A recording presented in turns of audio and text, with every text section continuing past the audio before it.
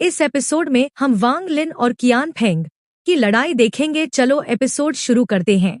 और आपने यह एपिसोड समझ ना पाए तो पिछले एपिसोड देख सकते हैं। एपिसोड शुरू करते हैं।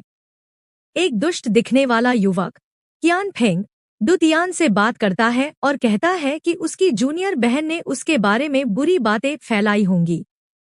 डुतियान उसे चेतावनी देता है कि अगर वह संरचना नहीं खोलेगा तो वह हमेशा के लिए वहीं फंस जाएगा। कियान फेंग व्यंग्य से कहता है कि वह केवल लड़ाई करना चाहता है, कोई बुरी नियत नहीं रखता। वांग लिन आगे आता है और लड़ने के लिए तैयार हो जाता है। कियान फेंग जैसे ही सामने आता है, वांग लिन तुरंत पूरी शक्ति से उस पर दिव्य तलवार से हमला करता है।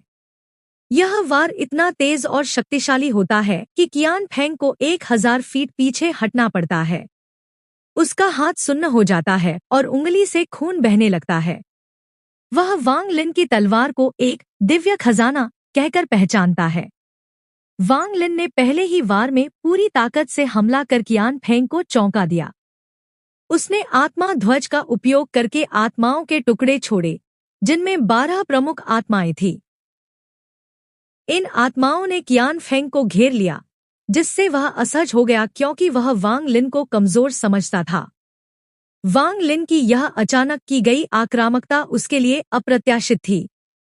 डुतियान, जो यह सब देख रहा था, वांग लिन की रणनीति से प्रसन्न हुआ। वह मानता था कि वांग लिन ने आत्मा शोधन संप्रदाय की असली सीख अपनाई है, सही मौके पर हमला करना। कियान फेंग ने अंततः एक शक्तिशाली खजाना निकाला, एक लाल सुआ जिसे सुजाकू आवल कहा गया। यह एक छद्म खगोलीय खजाना था, जिसे देखकर डुतियान चिंतित हुआ। उसने वांग लिन को चेताया, लेकिन वांग लिन पहले ही निर्णय ले चुका था और उसने आदेश दिया, विस्फोट। वांग लिन ने एक शक्तिशाली तकनीक का उपयोग किया जिससे 100 मिलियन आत्मा के टुकड़े फट गए और एक भयंकर विस्फोट हुआ। यह देखकर कियान फेंग ने अपनी सुरक्षा के लिए सुजाकू गठन का सहारा लिया और हरे प्रकाश की एक ढाल बनाई, जिसने विस्फोट की शक्ति को अवशोषित किया, लेकिन फिर भी वह घायल हो गया। वांग लिन ने 12 प्राथमिक आत्माओं को वापस बुला लिया और अब सुजाकू गठन हटने के बाद शांति से डुतियान के पास पहुंचा। उसका आत्मा उपध्वज उपयोग में आ चुका था और वापस असली ध्वज में चला गया। डुतियान ने कियान फेंग पर हमला नहीं किया क्योंकि वह अभी भी संरक्षित था। कुछ ही समय बाद कियान फेंग बाहर आया और गुस्से व निराशा के बावजूद अपनी भावनाओं को छिपाकर वांग लिन से शांत स्वर में बात की।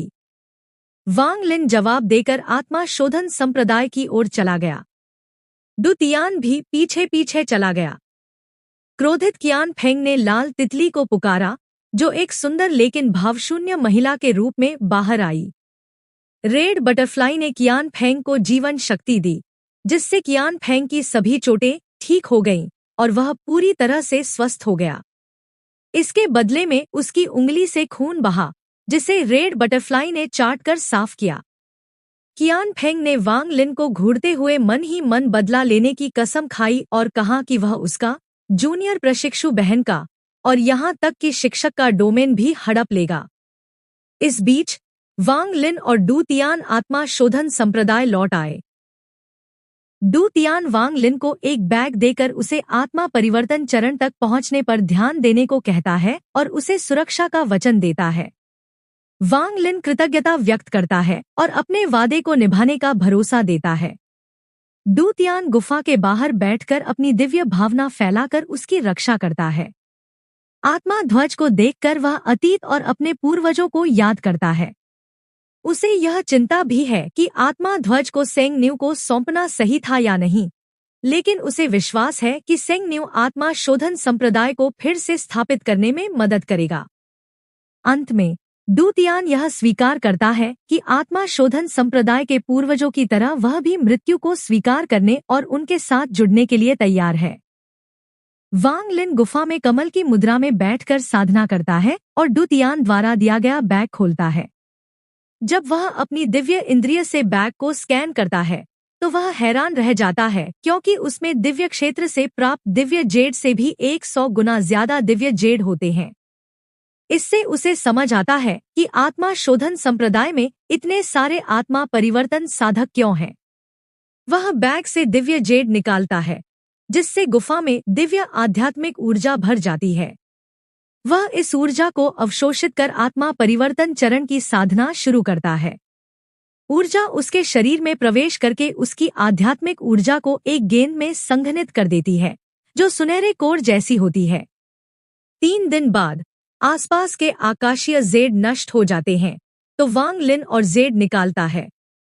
यह प्रक्रिया लगातार चलती है, जिससे उसका शरीर और आत्मा दोनों परिष्कृत होते हैं, ताकि वह आत्मा परिवर्तन चरण के पहले चरण को पूरा कर सके।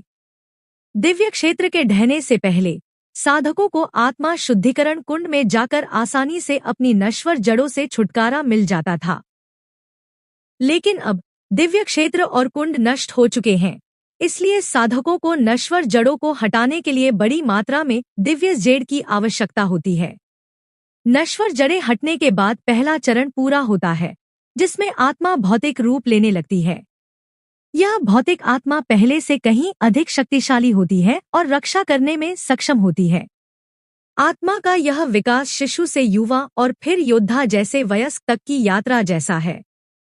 सिटू नान की विशाल आत्मा यह दिखाती है कि वह आत्मा परिवर्तन चरण में पहुंच चुका है, जबकि वांग लिन अभी इस स्तर से दूर है।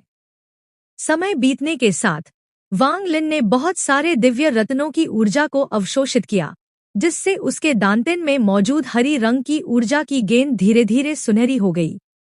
जैसे ही यह सुनहरा कोर टूटा, उसकी सारी दिव्य ऊर्जा बाहर निकली और उसकी मूल आत्मा उसके शरीर से बाहर आ गई।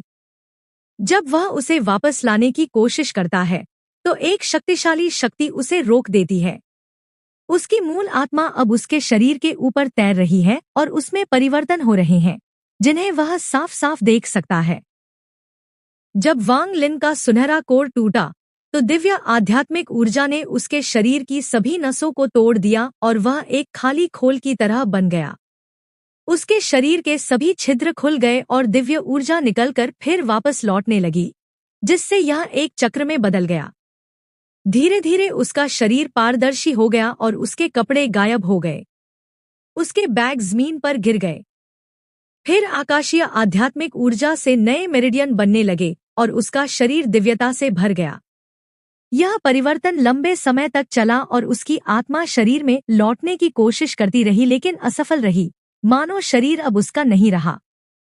बाद में शरीर से एक दिव्य खुशबू निकलने लगी, जिससे डुतियान समझ गया कि आत्मा परिवर्तन चरण का पहला चरण पूरा हो गया है, जो कि शरीर शोधन था। अब मूल आत्मा शोधन का दूसरा चरण शुरू होने वाला था। डुतियान ने सुगंध को रोकने के लिए एक काली रोशनी से गुफा को बंद कर दिया, क्योंकि वह शक्तिशाली राक्षसों और आत्माओं को आकर्षित कर सकती थी। हालांकि डुतियान को आत्मा शोधन संप्रदाय की शक्ति पर भरोसा था और वह डरता नहीं था। यह प्रक्रिया वांग लिन के लिए सुरक्षित थी, क्योंकि डुतियान उसकी रक्षा कर रहा था, लेकिन दूसरों के लिए यह अत्यंत खतरनाक हो सकता था, क्योंकि इस दौरान आत्मा बाहर होती है और शरीर पूरी तरह असुरक्षित हो जाता है। यह कथा एक आत्मा परिवर्तन चरण में प्रवेश कर रहे वांग लिन और आत्माओं को पकड़ने वाले डुतियान के बीच की घटनाओं को दर्शाती है। जानवर उन शरीरों में रुचि रखते हैं जो आत्मा परिवर्तन चरण तक पहुंच चुके होते हैं, क्योंकि ऐसे शरीर उनके लिए ऊर्जा के खजाने जैसे होते हैं। लेकिन जब मूल आत्मा शरीर में वापस आ जाती है और ऊर्जा पर नियंत्रण पा लेती है, तो वह शरीर जानवरों के लिए बेकार हो जाता है। गुफा के अंदर वांग लिन ने अपनी मूल आत्मा के माध्यम से दिव्य जेड की ऊर्जा को अवशोषित किया, जिससे उसकी आत्मा बड़ी और भौतिक बनती जा रही थी। उसे समझ में आ गया कि जब आत्मा पूरी तरह भौतिक हो जाएगी, तब वह आत्मा परिवर्तन चरण में पहुंच जाएगा। गुफा के बाहर डुतियान आत्माओं को पकड़ने में व्यस्त था, लेकिन उसे केवल आत्मा निर्माण चरण की आत्माएं मिल रही थी। तभी एक सुनहरी बैंगनी आत्मा तेजी से गुफा की ओर आई, जिसे डुतियान ने रोकने की कोशिश की। लेकिन यह आत्मा परिवर्तन की सीमा पर थी और बहुत तेज थी। डुतियान ने उसे पकड़ने के लिए आत्मा भंवर नाम की तकनीक का इस्तेमाल किया और आत्मा को खींचने लगा, तभी आत्मा शोधन संप्रदाय का सुरक्षा गठन नष्ट हो गया। यह धमाका इतना शक्तिशाली था कि पूरा संप्रदाय हिल गया। इसके बाद एक लाल लबादा पहने अतिशक्तिशाली व्यक्ति झुके जी आकाश में प्रकट हुआ। उसकी उपस्थिति इतनी प्रबल थी कि आकाश भी फीका पड़ गया। दुतियान ने स्थिति की गंभीरता को समझते हुए आत्मा को तेजी से पकड़ लिया और संघर्ष के लिए तैयार हो गया। इसी के साथ यह एपिसोड समाप्त होता है। यदि आप पिछले एपिसोड देखना चाहते हैं तो उनके लिंक आपको डिस्क्रिप्शन में मिल जाएंगे, वहां से आप उन्हें देख सकते हैं। यदि आपको यह वीडियो पसंद आई हो तो इसे लाइक करें, अपने दोस्तों के साथ शेयर करें और हमारे चैनल को सब्सक्राइब करना न भूलें।